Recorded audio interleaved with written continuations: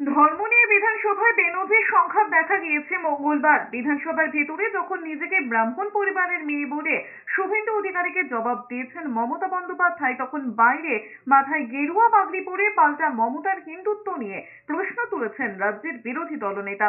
জবাবে নিজেকে ব্রাহ্মণ পরিবারের মেয়ে বলে দাবি করে শুভেন্দু অধিকারী ধর্মের রাজনীতি নিয়ে প্রশ্ন তুলেছেন মমতা বন্দ্যোপাধ্যায়।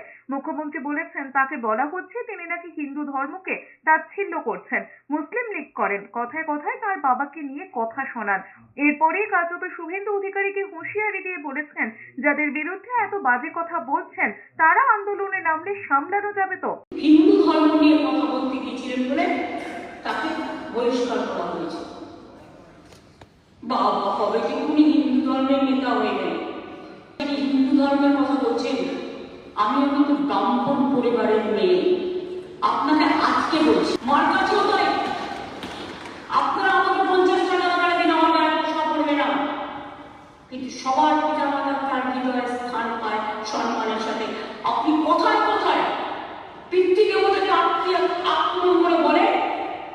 যার জবাব দিতে দেরি করেননি শুভেন্দু অধিকারীও, কার্যত হুঁশিয়ারি দিয়ে বলেছেন তার কেশাগ্র স্পর্শ হলে দায়ী থাকবেন মুখ্যমন্ত্রী। এর আগে তাকেই তার নিরাপত্তা রক্ষীরা সতর্ক করেছেন। হরিয়ানা, দিল্লি, মহারাষ্ট্রে ভোট দেখে আতঙ্কিত হয়ে পড়েছেন।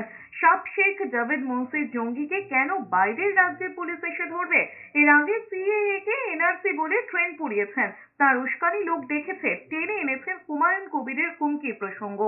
আজকে মমতা ব্যানার্জি কার্যত এই থ্রেট, আজকে উনি থ্রেট করেছেন।